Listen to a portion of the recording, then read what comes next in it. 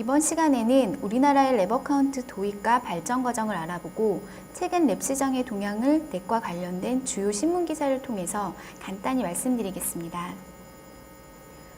우리나라 전체 랩 어카운트 시장을 말씀드리면 자문형 랩 시장을 함께 말씀드리지 않을 수 없을 것 같은데요.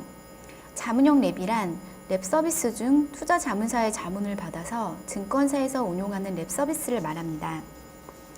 자문형 랩에 대한 자세한 설명은 당사 액티브 랩 서비스 안내를 참고해 주시기 바랍니다. 이제 우리나라의 랩 어카운트 발전 과정을 자산 변화와 함께 보면서 설명드리겠습니다. 우리나라에 제도적으로 랩이 도입된 것은 2011년 2월입니다. 이때는 투자 자문만 할 수 있는 자문형 랩만이 허용됐습니다. 이때 자문형 랩은 요즘 불리는 자문형 랩과는 다른 개념임을 말씀드립니다. 자문형 랩은 크게 활성화되지 못하다가 2003년 10월 1인용 랩 도입과 함께 서서히 발전을 거듭했지만 역시 크게 성장하지 못했습니다. 그 이유는 이 시기가 우리나라의 정식 펀드의 붐이 일었던 펀드의 전성 시기이기도 했고 또 상대적으로 복잡하고 어려워 보이는 랩 어카운트에 대한 관심이 없었습니다. 이렇게 지지부진했던 랩 시장은 2008년 무렵 증권사에서 투자 자문사와 손을 잡고 새로운 형태의 자문형 랩을 출시하면서 큰 성장세를 보이기 시작합니다. 시기적으로 이때 서브프라임 모기지 사태로 인해 차이나 펀드 등 해외 펀드를 중심으로 국내 주식형 펀드가 큰 손실을 보던 시기였습니다. 펀드 투자를 통해 많은 손실을 본 투자자들이 새로운 서비스였던 자문형 랩에 관심을 보였으며 저희 KB투자증권도 2009년 12월 자문형 랩 서비스를 고객분들에게 선보였습니다. 한번 불붙은 자문형 랩의 열풍은 쉽게 꺼지지 않아 2011년에는 9조 원까지 성장하게 됩니다. 이러한 자문형 랩의 무서운 성장세를 바탕으로 전체 랩 시장도 같은 기간 50조까지 커졌습니다. 그러나 단시일 내에 자산의 쏠림 현상이 지나치게 심하게 되니 시장에서 여러 우려의 목소리가 커지게 되었고 때마침 미국 신용등급 강등 및 일본 대지진 등의 이슈가 발생하면서 시장 변동성이 급격하게 확대됨에 따라 자문형 랩은 급격한 쇠퇴를 시작하게 됩니다. 현재 자문형 랩에 대해서는 여러 가지 공과 과가 많이 얘기되고 있는데요. 가장 큰 공은 고객분들에게 생소했던 랩 어카운트라는 서비스를 일반 투자자에게 많이 알렸다는 점입니다.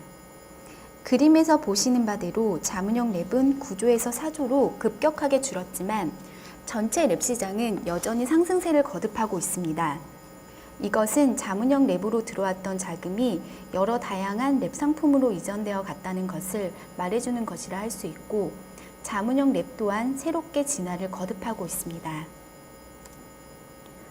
이제 랩 서비스와 관련된 신문 기사를 통해 자문형 랩의 열풍과 쇠퇴, 그리고 랩 서비스의 진화 등에 대해 간단히 말씀드리겠습니다.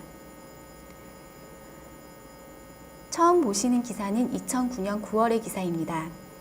투자자문사 랩 어카운트 급성장이라는 기사인데요. 발빠른 투자자들은 맞춤형 자산관리에 눈을 돌리고 있으며 향후 랩 어카운트는 자본시장의 대표적인 자산관리 상품으로 성장이 더욱 가속화될 전망이다라는 내용입니다. 계속해서 2009년 12월 기사입니다. 부자 고객들, 즉 거액이 PB 고객분들이 자문형 랩과 투자자문사로 자금을 넣고 있다는 내용의 기사입니다. 이 시기에 저희 KB투자증권도 자문형 랩 시장에 진출하게 되어 큰 성과를 거두게 됩니다. 보시는 기사는 2010년 6월 한국경제신문 기사입니다. 자문형 랩은 한때 스팟랩이란 형태로 크게 발전을 합니다. 스팟랩이란 7%든 8%든 랩 서비스가 일정 수준의 목표 수익률을 달성하게 되면 고객분께 수익을 돌려드리고 다시 새로운 랩을 만들어 운용을 시작하는 것을 말합니다. 고객분들 입장에서는 정해진 기간 안에 일정 수익을 확정시킬 수 있고 증권사 입장에서도 고객분께 확정 수익을 드리고 다시 새롭게 운용을 시작할 수 있어서 한때 크게 유행을 했습니다. 하지만 시장 일각에서는 스팟랩이 랩 서비스를 지나치게 단기 투자 상품으로 각인시킨다는 비판도 나왔습니다. 이렇게 승승장구하던 자문형 랩 서비스는 주식시장의 폭락과 함께 큰 시련을 맞게 됩니다. 보시는 2011년 6월 기사에서는 상승장에서는 소수 고성장 종목의 집중 투자를 통해 다른 펀드 상품에 비해 큰 초과 수익을 기록했던 자문형 랩 서비스가 하락장에서는 오히려 더 큰 손실을 기록할 수밖에 없다는 내용을 말하고 있습니다.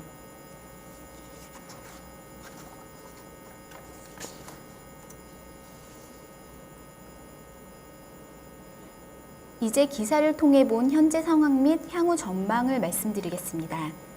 2012년 9월의 기사입니다. 자문형 랩으로 그야말로 큰 변화를 맛보았던 랩 어카운트는 이제 큰 초과 수익과 더불어 리스크 관리를 중요시하기 시작합니다. 스마트 랩이라는 이른바 시장 환경에 따라 주식 투자 비중을 조절하고 특정 자산이 아닌 전 세계 여러 자산에 골고루 투자하는 랩 서비스가 출시되기 시작합니다. 현재까지 랩 시장을 주도하고 있는 이른바 자산 배분형 랩에 대한 2012년 9월의 기사입니다. 주식시장 및 채권시장의 변동성이 커지면서 변화무쌍 주식시장에 지친 투자분들이 좀 더 안전한 상품을 찾게 되었고 국내 주식에만 집중 투자하는 자문형 랩과는 달리 주식뿐 아니라 채권, 펀드, ELS 등 다양한 자산에 골고루 투자하는 자산 배분형 랩에 주목하게 되었습니다. 특히나 우리나라 경제도 과거와는 달리 저성장 저금리 국면의 저변에 따라 연 10에서 20%의 고수익 추구 상품보다 연 5에서 7% 정도의 수익률이 꾸준히 나오는 중위험 중수익 상품에 대한 관심은 점점 더 커질 것으로 보고 있습니다. 최근 또 한 가지 각광받고 있는 것은 ETF를 분할 분산 투자에서 투자하는 ETF 랩입니다. ETF 랩에 대해서는 당사 판매 상품인 레인지 포커스 ETF 랩 시간에 좀 더 자세히 말씀드리겠습니다. 향후 랩 시장은 투자자의 투자 성향과 목적에 맞게 세금을 줄여주는 절세형 랩, 이자 생활자들을 위한 인컴 랩, 글로벌 투자에 관심이 많은 고객분들을 위한 해외 채권 랩 등 다양한 형태로 발전을 거듭해 나갈 전망입니다. 이번 시간에는 랩 어카운트의 발전 상황과 시장 동향에 대해 말씀드렸습니다. 다음 시간에는 당사에서 판매하고 있는 액티브 랩에 대해 설명드리겠습니다.